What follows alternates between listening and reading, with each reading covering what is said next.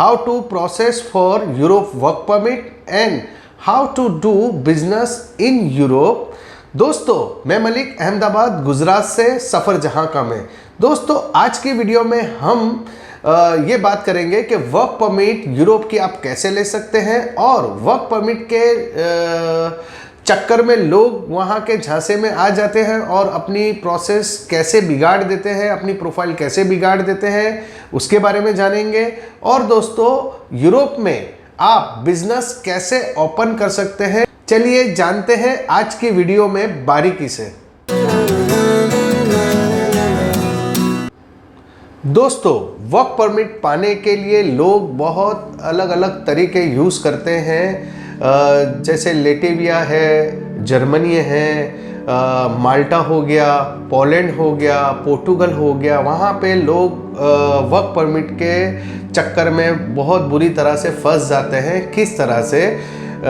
जैसे कि मैं बताऊं कि वर्क परमिट में पाने के लिए एब्रोड में यानी यूरोप के अंदर ऐसी बहुत सारी प्लेसमेंट एजेंसी चलती है, ऐसे बहुत सारे लोग हैं जो इस तरह से ऑफर लेटर आपको देते हैं और आपसे पूरा बायोडाटा मंगा के ऐसे चार्ज करते हैं कि $1000 होगा, $1500 होगा, या फिर इस तरह से आपसे चार्ज करने के बाद वो लोग ऑफ़र लेटर आपको देते हैं। ऑफ़र लेटर देने के बाद आपको बताते हैं कि आपको ये सारे पेपर्स लेके सीधा एम्बेसी में आपको जमा कर देना होगा और ये इस तरह से आपको वीज़ा मिल जाएगा। तो लोग यहाँ पे एक प्रॉब्लम होता है, बिकॉज उसमें प्रॉब्लम ये है कि आपका वो सारे डॉक्यूमेंट 99% फर्जी होते हैं, फेक होते हैं।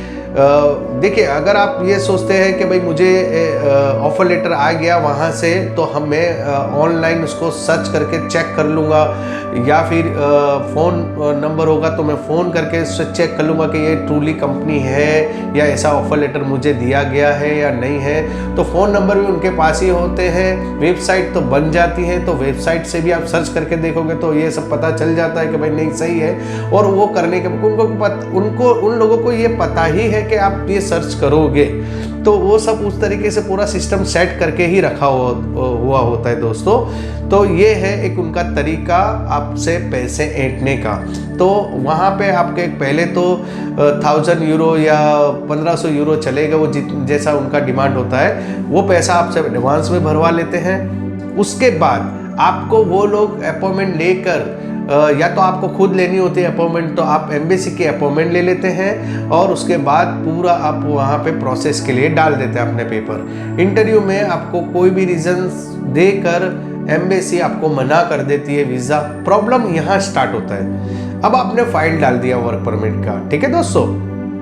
वर्क परमिट डालने के बाद आपको वीज़ा नहीं मिला, वो तो नहीं मिलेगा, फर्जी अगर कंपनी है या फर्जी डॉक्यूमेंट है तो आपको नहीं मिलना है वीज़ा नहीं मिला। उसके बाद प्रॉब्लम ये स्टार्ट होगा कि आपको कभी भी यूरोप विजिटर भी नहीं देगा और आपको वहाँ पे बिजनेस वीज़ा भी नहीं मिलेगा। यानी ये समझ लो आप पे बैंड हो गया वीज़ा के रिगार्डिंग यूरोप में। और यूरोप में बैंड हो गया, दैट मीन्स आप यूके में भी नहीं डाल सकते। यानी ये सारी मर्ज है कंट्रियाँ, उनको पता होता क्यों, बिकॉज आप विजिटर के लिए भी डालोगे तो वो लोग सब चेक करते हैं, बिकॉज सारी कंट्री मर्ज है और ये सब चेक करते हैं कि भाई इसने पहले आगे क्या डाला था वगैरह वगैरह। तो आपका ये सब ओपन हो जाता है और आपको वीज़ा नहीं मिलता, कितना भी अगर आप स्ट्रॉन्ग सेकंड टाइम फाइल बना के डालते हो तो भी, यानी आपकी पूरी प्रोफाइल बिगड़ जाती है। तो इस तरह से लोग फंस जाते हैं, यानी आपका पैसा भी चला गया और आपकी पूरी प्रोफाइल भी बिगड़ गई, पासपोर्ट ही खराब हो गया।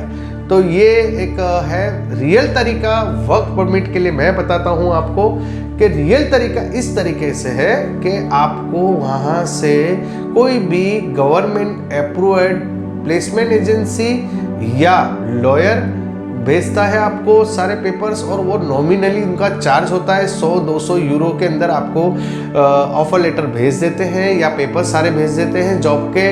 और वो एग्रीमेंट जॉब होता है, यानी बाकायदा उसका एग्रीमेंट होता है। वो एग्रीमेंट के हिसाब से ही आपको वहाँ पे एम्बेसी में जाना होता है और उस तरीके से आपका इंटरव्यू होता है, तभी आपको वर्क परमिट मिलता है। यानी ये इतना इजी भी नहीं है, यानी बहुत मतलब एक केयरफुली आपको काम करना होता है और आपके आंखें खुली रखनी पड़ती है ये वर्क परमिट में यूरोप के लिए। तो आजकल ये बहुत सारा चल रहा है भाई, यूरोप का वर्क परमिट, भाई ये यूरोप का और इधर का कंट्री का वर्क परमिट चल रहा है। तो ये आपकी आंखें खुली रखिए और आपकी फाइल अच्छे से रखिए और अच्छे से परफेक्टली रखिए, तो आपका वीज़ा हो जाएगा। वरना नहीं हुआ, फर्जी डॉक्यूमेंट हुए तो आपको बैंड लग जाएगा और यूरोप में कभी आप जा नहीं पाओगे। दोस्तों, यूरोप में आप बिजनेस कैसे ओपन कर सकते हैं, यानी एक छोटा सा बिजनेस भी अगर आपको यूरोप में ओपन करना है तो आप ओपन कर सकते हैं, वहाँ वर्क कर सकते हैं। इस तरह का मतलब आप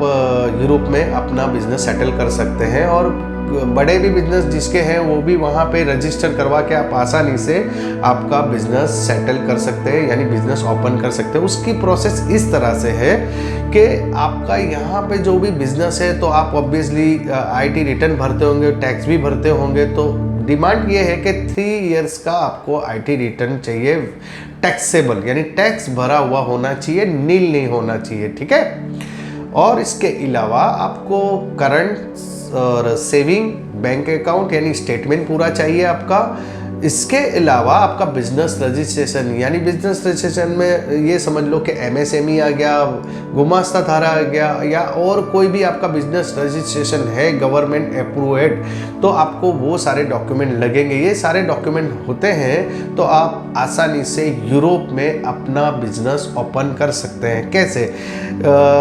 आपको यूरोप में कोई भी लॉयर हायर करना है, वो ऐसा लॉयर जो आपके बिजनेस को रजिस्ट्रेशन कर सके, तो उनको यही नीड होती है। जो मैंने आपको डॉक्यूमेंट बताया वो आपको डॉक्यूमेंट वहाँ पे सेंड करने होते हैं, उसका कॉपी भी सेंड करना होता है। वो डॉक्यूमेंट के बिहाफ पे आपका बिजनेस रजिस्ट्रेशन, यानी पहले तो नोटरी करेगा वहाँ पे, ये सारे पेपर्स उनकी कंट्री के लैंग्वेज के हिसाब से सारे डॉक्यूमेंट नोटिफाइज करेगा।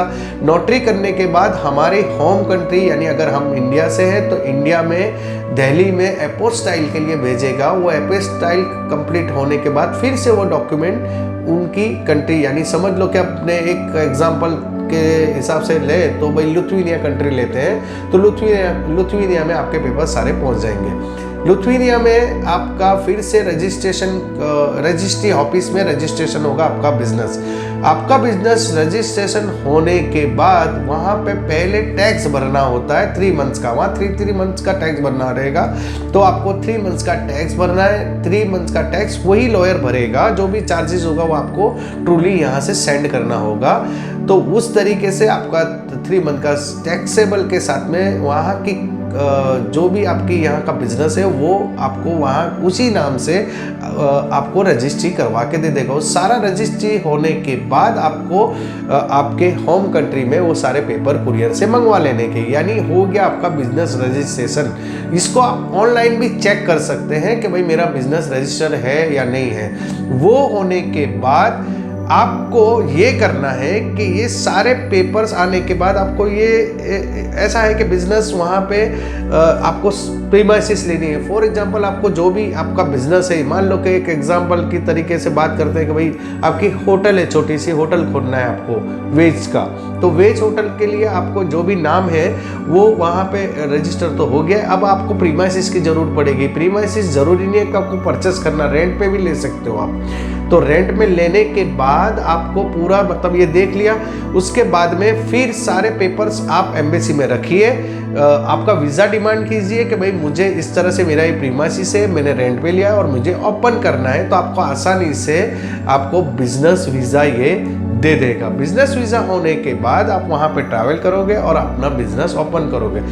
बिजनेस ओपन करते ही अगर आपको एम्प्लॉयमेंट की ज़रूरत है, यानी आपको एम्प्लॉयज़ चाहिए, तो आपकी होम कंट्री से आप एम्प्लॉयज़ भी बुला सकते हैं। यानी टाइप ऑफ बिजनेस के भाई आपको 3% की डिमांड है या 2% की डिमांड है या 5% की डिमांड है, तो उस तरीके से आप आपकी होम कंट्री से उनको बुला सकते हैं आपके पेपर पे ही, यानी वो आएंगे तो वर्क परमिट पे आएंगे। तो इस तरह से पूरा आप सेटल कर सकते हो अपना बिजनेस और किसी को बुला भी सकते हो एज अ वर्क परमिट में। तो ये है तरीका यूरोप में बिजनेस करने का। दोस्तों, अगर मेरी वीडियो आपको पसंद आती है तो प्लीज़ लाइक करना और प्लीज़ बेल आइकन को दबा दीजिएगा ताकि आपको मेरी नेक्स्ट वीडियो मिलती रहे। और सब्सक्राइब तो बनता है ना मेरे दोस्त। तो मिलते हैं अगली वीडियो में मलिक के साथ।